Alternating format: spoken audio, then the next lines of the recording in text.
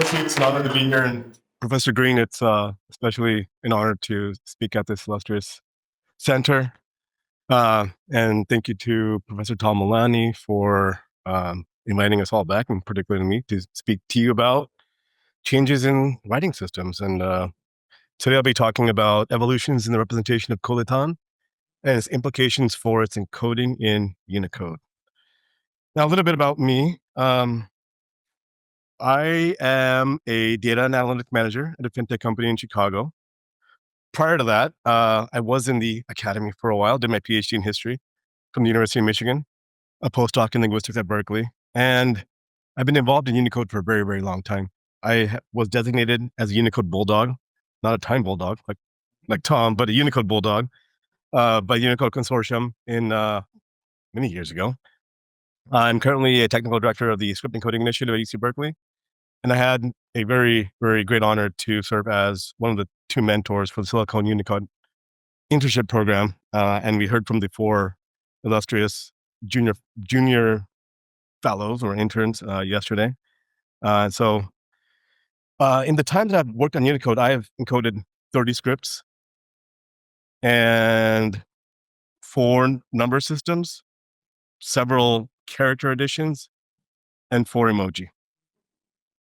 And I was talking to Neil yesterday, and we discovered that even though I've been working on Unicode for 15 years, I have never actually become a Unicode member. So there's a big gap there. Hopefully I'll fill that soon.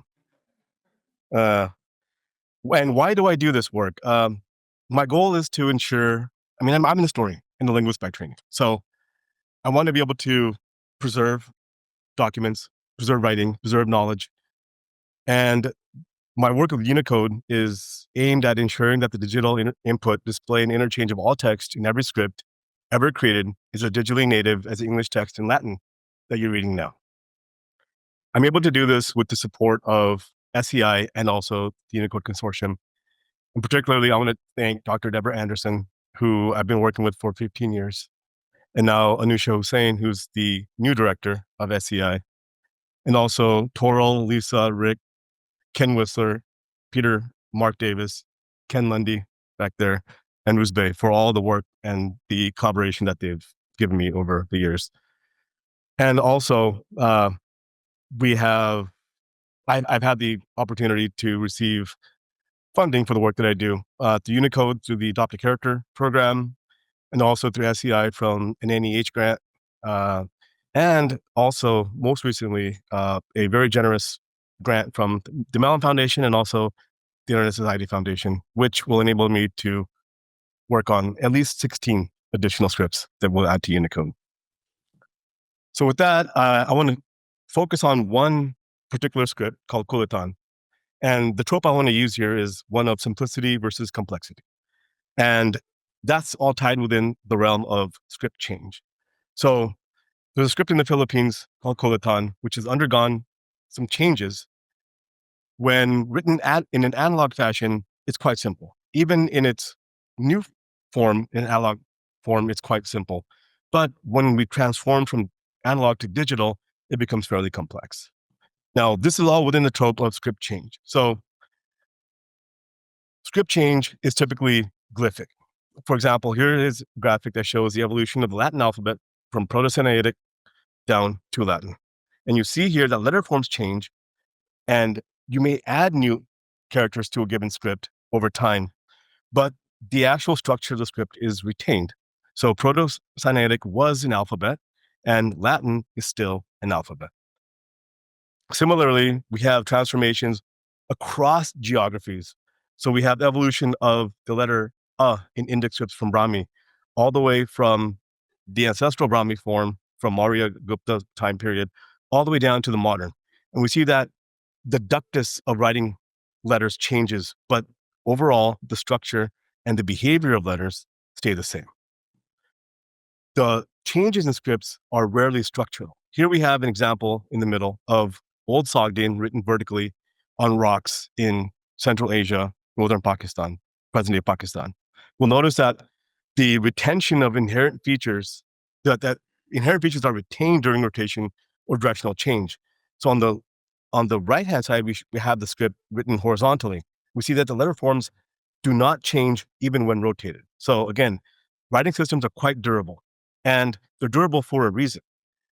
They are intended to express and carry knowledge temporally, geographically, throughout time, to maintain knowledge and to maintain language, so that somebody who's writing the word silicon today would read the exact same script and be able to identify the letters, let's say, a decade or 100 years from now. So even in the Latin alphabet, if you were to take silicon and write it vertically, the structure does not change. However, in the Philippines, we have a very specific case of change. So Philippines here, island nation, surprisingly has a lot of script diversity. They have scripts that are Arabic-based, that are Brahmi-based, and also scripts that are ideographic and newly invented. And we see here that the scripts of the Philippines were documented by Spaniard colonists, linguists in the 1600s. And we see that there were at least 5 scripts that were used within the Philippines in the 16th or 17th century, and these still are extant today. Philippine scripts, as I mentioned, are derived from Brahmi. We thought that they were derived from Kawi. Christopher Miller believes that they may be derived from Gujarati, but they are alphabetic in structure, so they've maintained their ancestral structure from Brahmi. They're written left to right, just like Brahmi is written. However, the Philippine scripts have much smaller repertoires. They have less than 20 consonant letters. They have a small vowel repertoire of 3 or 2 vowel letters and 2 vowel signs. We see here the Tagalog, Hanunu, Buhid, and Tangbangwa are encoded in Unicode. That last one, Kulitan, is not yet. But we see very similar patterns in terms of letter forms and structure, and we can trace these back to Brahmi, either through Kawi or through Gujarati. Vowel letters also maintain a lot of visual harmony, and also they're paleographically very similar to the ancestral Brahmi letters. And the very limited vowel repertoire of vowel signs is also very similar. They're either written above a letter or below, and they consist of either a dash or a dot or some sort of mark, which is called a kudlit. And Tagalog and Hanunu have an additional feature called the vowel silencer, or a virama. The virama for Tagalog was added by a Catholic priest, Lopez, in 1620, I believe, in order to represent coda consonants and other sort of consonant clusters, which was not inherent in the script prior. So if you were to write the word silicon in Philippine scripts, this is what we would have. You'll notice here that given the abugedic or the alpha-syllabic nature of the script, every consonant letter has an inherent in it. So if we were to write this in, let's say, the first script there, Tagalog, it would be written silicon, but also it would actually be pronounced silicon na. That na is there finally. An innovation in both Hanunu and Tagalog, with the addition of the virama, enables these two scripts to maintain that coda consonant as a pure consonant. And you'll see here that the other scripts, Tangbangwa and Buhid and Kulitan, don't really have this feature. However, the Kulitan writers decided that they want to be able to preserve that feature or enable that feature, that coda consonant. And the way they did that was by shifting the orientation and the overall structure of their writing system from horizontal to vertical, where depending on the position of a consonant in a syllable, it can represent either a consonant with inherent vowel or a coda consonant with no inherent vowel. So we would think that prior to that sort of change, encoding Kulitan, which is shown here on the far right, would be as simple as encoding the prior 4 Philippine scripts, and it would be so convenient to use the exact same paradigm, the same consonant order, same positioning of vowel signs, etc. But that is not the case. So the next section talks about the transformation of the old Papangan script to Kulitan. So Papangan is a language spoken in Papangan region, which is part of the Greater Luzon province in Philippines. It's an Austronesian language that has 2.8 million speakers. It's documented in the 17th century. It has, as I showed before, the same sort of consonantal repertoire as the other Philippine scripts, same vowel letters and vowel signs. Now, in the last 30 or 40 years, users of Kulitan have made the script more complex. They have added features such as adding long vowels by doubling, added digraphs by combining different vowel letters.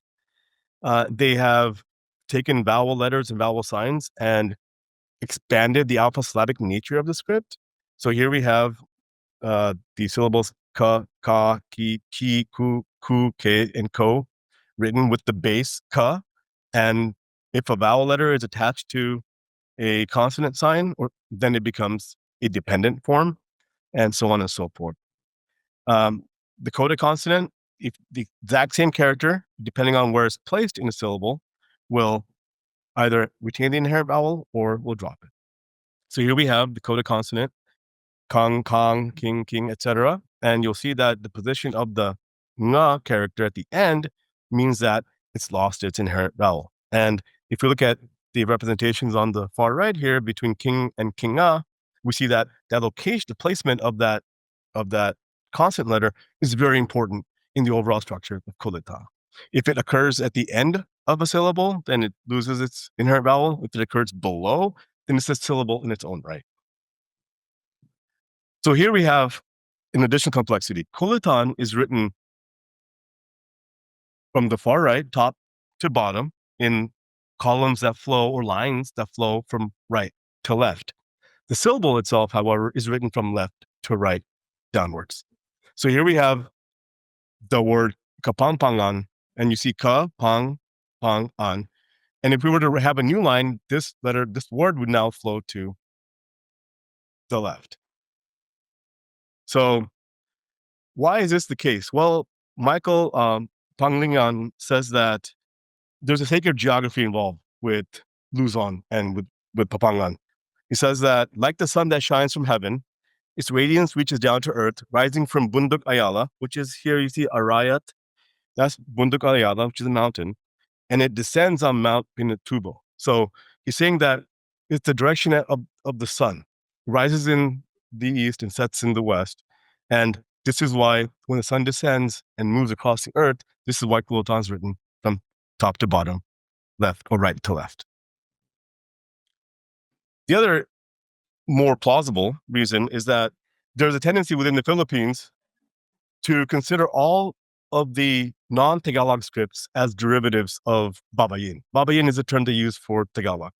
So you see here, even on Wikipedia, Babayin's modern descendant scripts include Tangbangwa, Buhid, Hanunu, and that of the Kapampangan language. So there's a desire here for distinctiveness.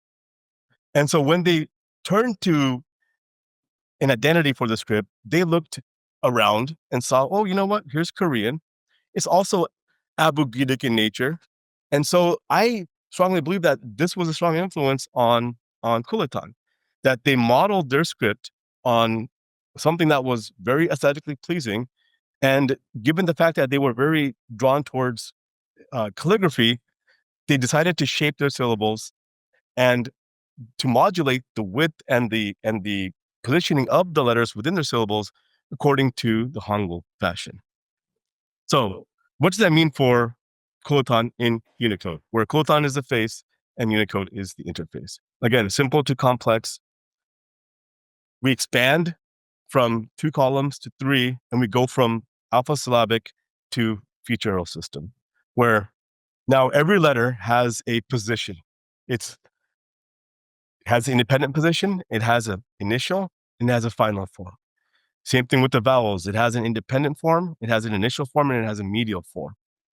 We put this together like this. So if you were to write Kapampangan, we would say, here is the initial ka, followed by, the isolated ka, followed by an initial pa and a final nga.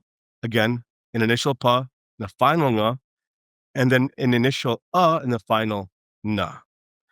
Same thing for the word amanung sisuan. We would have a similar pattern. Now, this is a massive change from going from a very horizontal, simple left to right Abugida or Alpha Slavic script into what is a Hangolification of a Brahmi-based script.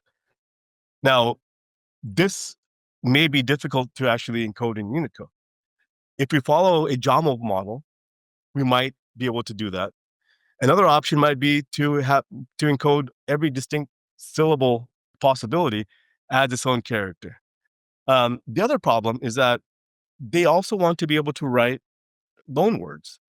So if we want to write the word Stanford, which has at least two consonant clusters, ST and RD, how would we represent that? We might need a set of medial consonants that would attach within the syllable itself.